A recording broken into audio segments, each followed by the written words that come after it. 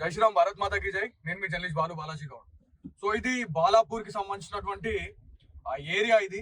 So ఈ back అంటే ఇక్కడ లోపలికి వచ్చిన తర్వాత సిచ్యువేషన్ ఏంది అని చెప్పేసి మనం చూస్తే మీకు రైట్ సైడ్ కావచ్చు, లెఫ్ట్ సైడ్, 2 సైడ్స్ మనకి ఈ రేకులు వేసుకున్నటువంటి షెడ్స్ ఏవైతే ఉన్నాయో ఆ షెడ్స్ లలోనే ఈ రోహింగ్యాలు ఉన్నారు అని చెప్పేసి మనం మాట్లాడుతూ ఉన్నాం. దానికి సంబంధించినటువంటి విజువల్స్ కూడా మీరు చూడొచ్చు. అంటే మనం లోపలికి వెళ్ళే ప్రసక్తి లేదు, ఇంకా ఛాన్స్ లేదు. లోపలికి వెళ్ళినాము అంటే మాత్రం ఖచ్చితంగా తిరిగి రావడం మాత్రం ఇంపాసిబుల్ అని అర్థమవుతా ఉంది. దాంతోపాటు ఇక్కడ ఉన్నటువంటి లీడర్స్ ఎవరైతే ఉన్నారో, పొలిటీషియన్స్ ఎందుకు వీళ్ళ గురించి మాట్లాడట్లేదు అని చెప్పేసి మనం మాట్లాడుకుంటే, ఏవైతే ఓటు చోరీ సంబంధించినటువంటి విషయంగానే మనం మాట్లాడుకోవాలా. అట్లాంటి వాళ్ళు ఉంటే ఒకే సైడ్ అంటే 1 సైడ్ ఓట్లు పడతాయనే ఒక దాంతో ఈ రోహింగ్యాల గురించి ఎవరు కూడా మాట్లాడకపోవడం అనేది నిజంగా బాధాకరం. ఎందుకంటే ఇక్కడ ఈ బాలాపూర్ ఏరియాకి సంబంధించి మనం మాట్లాడుకుంటే ఎంత దారుణంగా ఉంది పరిస్థితి అంటే, ఏ ఒక్క హిందూ కూడా ఇక్కడ లేరు. కానీ మనం సోషల్ మీడియాలో మనం మాట్లాడుకుంటా ఉంటాం, 100 మంది హిందువులు ఉన్నటువంటి ప్లేస్ లో ఒక ముస్లిం చాలా హ్యాపీగా ఉండొచ్చు అని చెప్పేసి మనం మాట్లాడతాం.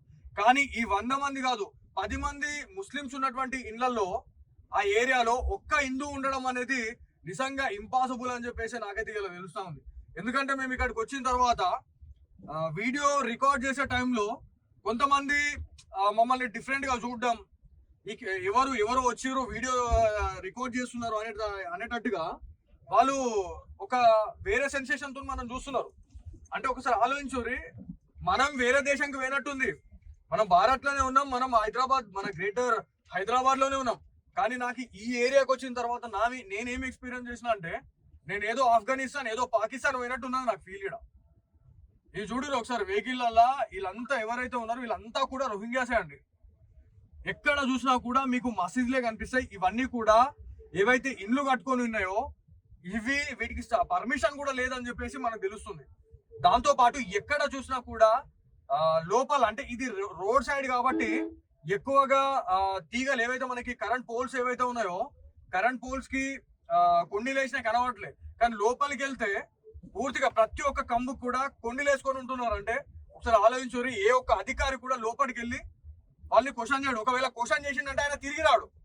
ఇది మాత్రం పక్క ఇది చెప్పాలి.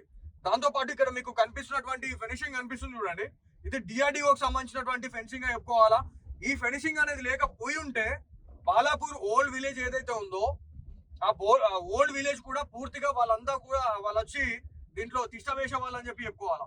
సో ఇక్కడ ఎవరైతే మీకు బండ్ల మీద కనిపిస్తున్నటువంటి వాళ్ళు ఎవరైతే ఉన్నారో వాళ్ళ వేషధారణ చూస్తే సౌదీ అరేబియాకి సంబంధించినటువంటి ఎవరైతే మైనారిటీస్ ఎవరైతే ఉంటారో వాళ్ళు ముస్లిమ్స్, సో అదే తరహాలో వాళ్ళు ఇక్కడ కనబడతా ఉంటారు. వాళ్ళు ఎక్కడోళ్ళు రా బాబు అని చెప్పేసి అంటే మళ్ళీ వాళ్ళు ఇక్కడోళ్ళే. వాళ్ళ వేషధారణ, వాళ్ళు ఉండే బిహేవియర్ స్టైల్ నిజంగా అసలు మనం మాట్లాడలేము వాళ్ళ గురించి. లోపలికి వెళ్ళాలా, బట్ మనం వెళ్ళలేకపోతా ఉన్నాం ఎందుకంటే రిస్ట్రిక్షన్స్ అడ్డుపడతా ఉన్నాయి. ఇక్కడ ఎక్కడైతే మీకు రోడ్ల పైన కనిపిస్తున్నటువంటి వాళ్ళు ఎవరైతే ఉన్నారో వీళ్ళంతా కూడా వాళ్ళే. ఇవన్నీ కూడా ఇల్లీగల్ కన్స్ట్రక్షన్స్ ఇవన్నీ. మరి దీనిపైన హైడ్రా ఎందుకు రెస్పాండ్ కావట్లేదు? రేవంత్ రెడ్డి సీఎం గారు మరి ఎందుకు బాలాపూర్ గురించి మాట్లాడలేదు అని చెప్పేసి మనం మాట్లాడుకోవాలా. సీఎం రేవంత్ రెడ్డి గారు హైడ్రా విషయంలో హిందువులకు సంబంధించినటువంటి దేవాలయాన్ని కూలగొడతా ఉన్నారు, హిందువులకు సంబంధించినటువంటి ఇండ్లని కూడా కూలగొడతా ఉన్నారు.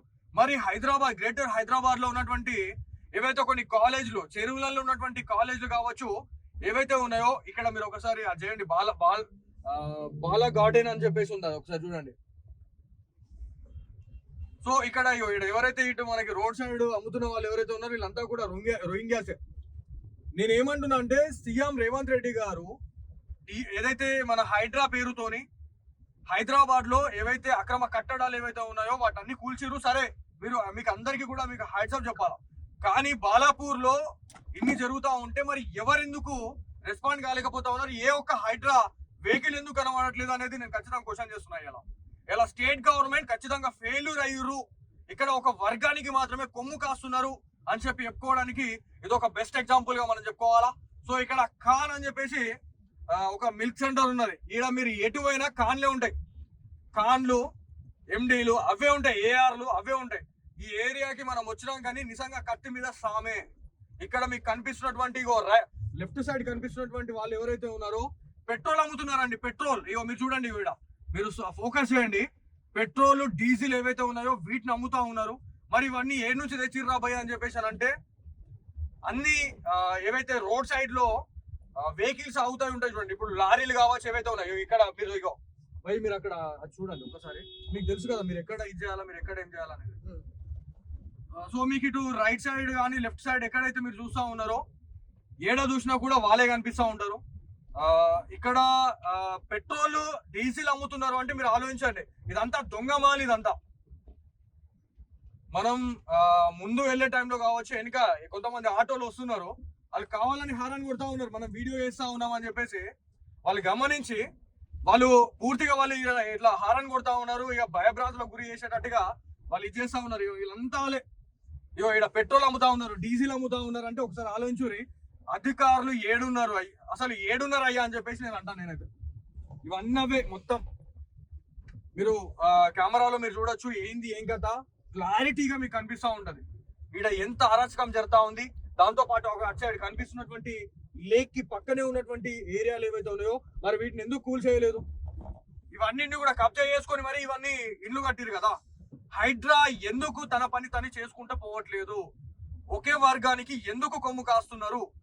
ఇలా గవర్నమెంట్ గురించి మనం మాట్లాడుకుంటే సీఎం రేవంత్ రెడ్డి అన్న గురించి మనం మాట్లాడుకోవాలా. కాంగ్రెస్ కా మతలబ్ ముసల్మాన్ ముసల్మాన్ కా మతలబ్ కాంగ్రెస్ అని చెప్పేసి ఆయన ఒక స్టేట్మెంట్ ఇచ్చారు. ఇలా అదే కనబడుతుంది కదా.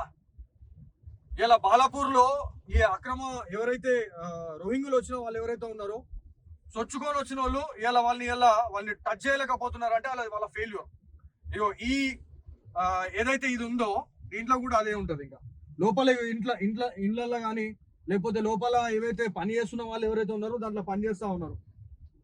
ఈడ నిజంగా హైలైట్ ఇగో కట్టమైసమ్మ దేవాలయం. ఈ దేవాలయాన్ని కూడా మరి ఎప్పుడు కూల్చబోతా ఉన్నారో తెలియదు. ఎందుకంటే మన ఏరియాలలోకి వచ్చి మన దేవాలయాన్ని కూల్చుతా ఉన్నారు. కానీ ఇప్పుడు మన దేవాలయాలన్నీ కూడా అవన్నీ థ్రెట్ లో ఉన్నాయి, అపాయంలో ఉన్నాయని చెప్పేసి అయితే మనం మాట్లాడుకోవాలండి. నిజంగా బాధ అనిపిస్తా ఉంది. ఈ ఏరియాలో నేను ఈ రకమైనటువంటి రిపోర్టింగ్ చేస్తాను నేను అసలు ఎక్స్పెక్ట్ చేయలే. మీరు ఏడా చూసినా కూడా మీకు ఎక్కడ చూసినా కూడా మీకు అక్కడ షెడ్స్ కనిపిస్తా ఉన్నాయి. ఆ షెడ్స్ లలో మొత్తం ఉండేది వాళ్ళేనంట.